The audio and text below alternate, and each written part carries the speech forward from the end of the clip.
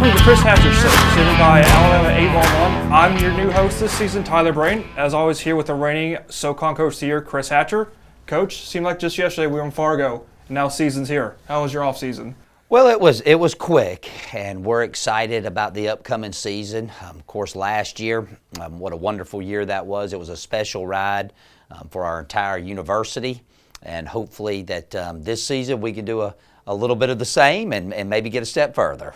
So, big news here from the campus of Samford University. You have a new contract extension. How excited are you to be a Bulldog for the next 4 years? First of all, very appreciative of the opportunity to be the coach at Samford. Very grateful for the extension that Dr. Taylor and Martin Newton allowed me and my family. We're very grateful for the opportunity to be here a little bit longer.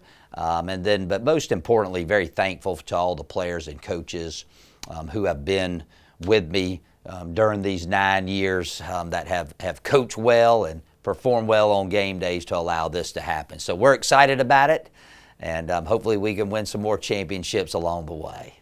The offense is headlined by two All-Americans this year, Michael Hyers and Chandler Smith. The team's leading rusher from last year, Jay Stanton's back.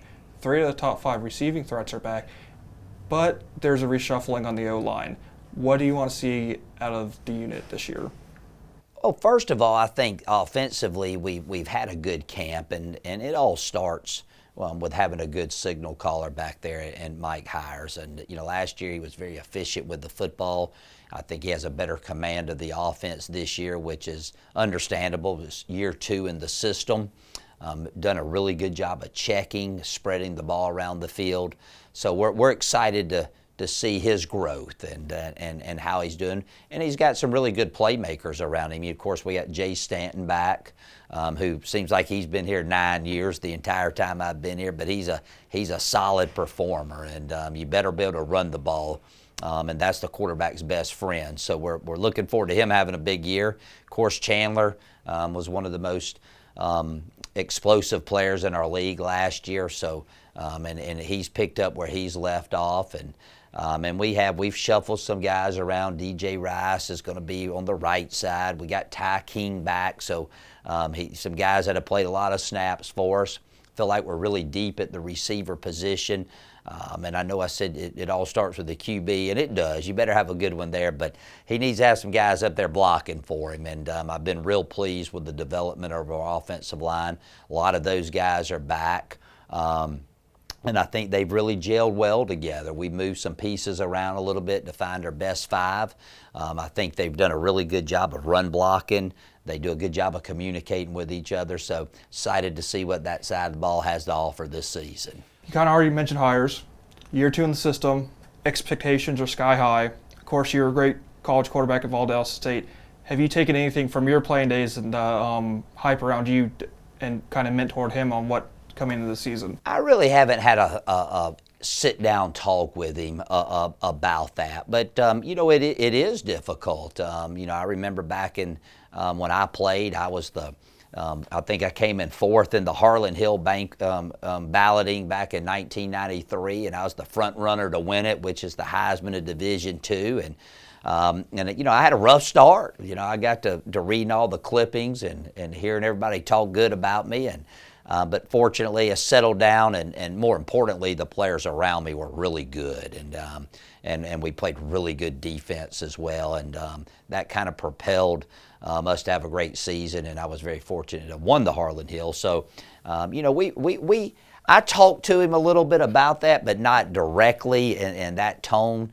But he's very level-headed. He's a perfectionist. And I expect him to handle all the expectations. And true competitors, they have high expectations of themselves all the time. So I expect him to come out hitting the ground on all cylinders. Let's move to the defensive side of the ball. There's been a lot of changes, but Joe Mayer's back, Noah Martin's back, Cortland Marsh is back.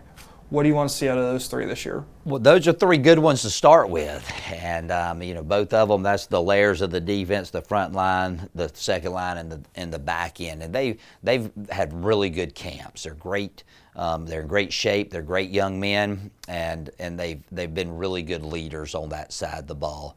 We probably did lose more defensive players on the roster than we did on the offensive side of the ball. So we'll have a lot of new faces over there. But Coach Boone and his defensive staff, they do a really good job of coaching fundamentals and putting the guys in a position to succeed.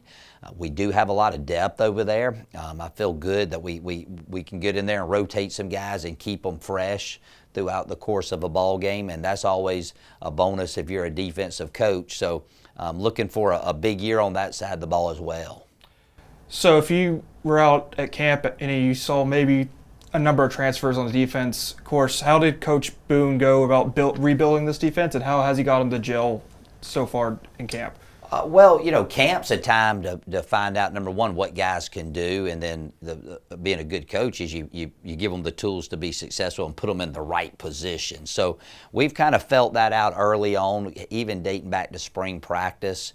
It's really, you know who you lost, you know who you got to replace, and things of that nature. Let me say that I say it's easy, it's hard to do.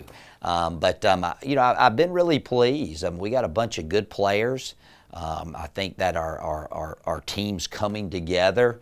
And then one little difference from last year, we have a lot more younger players that we brought in as opposed to the older guys. So, we've had a few growing pains here or there, but nothing that you don't expect during training camp. And I'm looking forward to seeing it all to come together for this first ball game.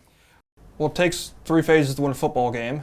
So let's move to special teams. New this year, special teams coordinator Curry Webb, he is inheriting a competition at kicker and punter. What has he brought to the program? Well, Curry does a great job for us. He coached with me way back in the day at Valdosta State, and he's been around the block a time or two. And and he embodies our philosophy on the special teams, and I think he's done a really good job coming in and getting the guys to believe in him. Our place kicker that rolls out there, kickoff man, could be new. And then our punter is going to be brand new as well. So that's one that we're going to have to wait and see how that shakes out on Thursday night. But we've had good competition, right there in those areas. I guess the one mainstay is Alec Applefield.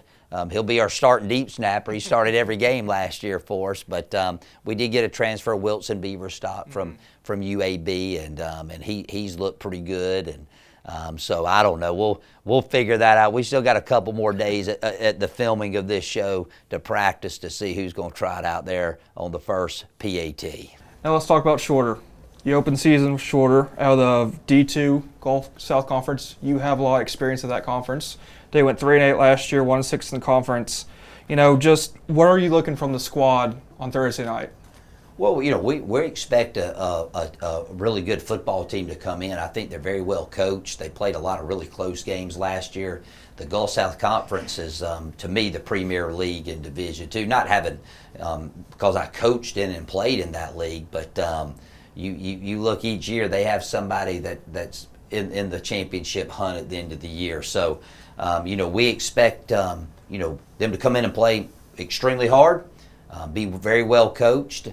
But more importantly for us, it doesn't matter who the opponent is. And, it's all about us being the very best that we could be. And, we talk each week, no matter who you're playing.